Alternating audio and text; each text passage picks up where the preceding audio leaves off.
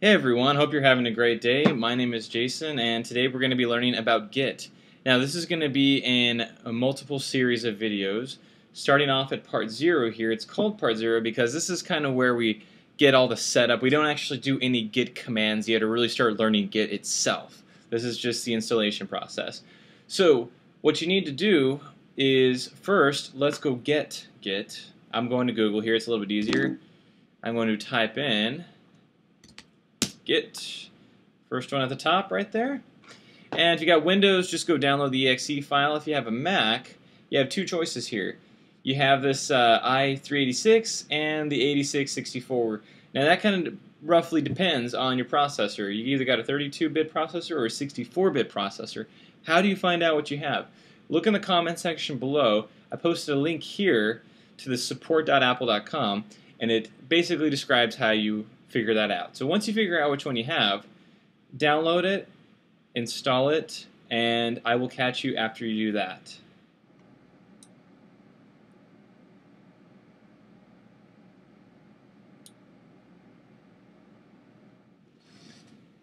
Alright, great. So you downloaded the DMG file or the exe file for Windows, and you've installed it. Now, how do you check if it actually worked?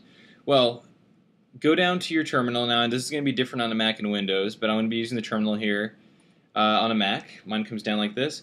And what you can basically do is just type the word Git, G-I-T, and if you get something, it means it worked. Don't really worry about the version number right now. We'll figure that out later. It's going to keep changing as this video gets older and older anyway. So if you got this screen, you're great. If you don't have this, try closing up your console or terminal and restarting it over again, or just get a new window open to refresh all your paths. If it still doesn't work, go ahead and leave me a comment. I will put a post in my blog that I have, and I will add that link into the comment section just to make sure everyone gets up on the right foot here. Alright, so I'm going to go ahead and assume now that Git is working.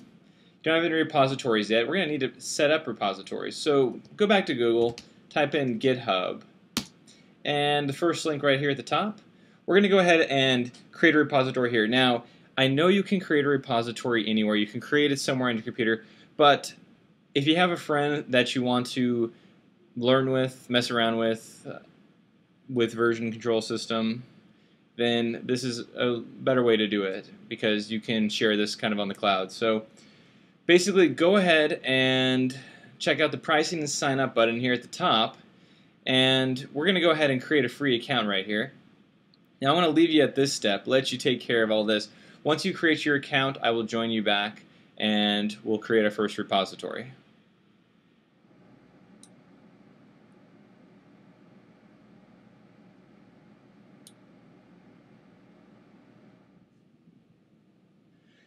Alright, fantastic. We have our account on GitHub. It has a little disclaimer. I know you probably don't care about this, but just in case, I don't work for GitHub. I don't work for Git. I have nothing to do with it. I'm just a normal dude who's trying to help some people out. Alright, so that being said, we're on GitHub. This is my main page. This is my username. If I click it at the top, this is the page I have. So what you want to do is, let's go up to the top right here. You're going to see Dashboard. Click Dashboard. And you have a little gray button right over here that says New Repository. Let's go ahead and click on that. So let's do a project name right here. I'm going to call this Hello Git.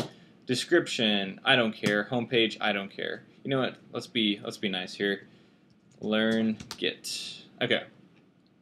And let's create this repository. Now, I'm going to leave you again. I know I'm not holding your hand that much, but I know you guys are programmers, and programmers are all pretty smart, so I figure you guys can do this on your own. Go ahead and follow these steps. Now that you have Git installed, follow all these steps right here. I'm going to do them with you on the side. I'm not going to take up all the video time to do this. So I will catch you back after you're done with all these steps right here.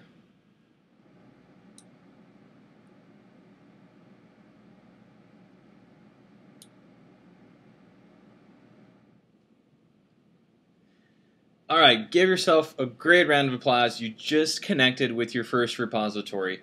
Now when you press continue, if everything worked, you should be at this screen. Now make sure, if you had any issues doing this, and you're still not at this page, you're just fast forwarding the video, make sure you followed all of those steps. Keep in mind, I want to go back here real quick. Keep in mind, oh, don't let me go all the way back. But when you have those steps, and I can get to it real quick, let's jump over there real quick. I think that's on this one right here. Keep in mind, this setup get link right here is actually a whole bunch of instructions you're going to need to do. If you do not set up your security keys, your SSH keys, you are not going to be able to connect to GitHub. It needs to know this stuff. And for instance, if you have another friend who you want to share this repository with so you guys can both work on files together on your own project, you need to have that person's key as well recorded. And this will tell you exactly how to do it. I'm not going to basically reinvent the wheel here. These are great instructions.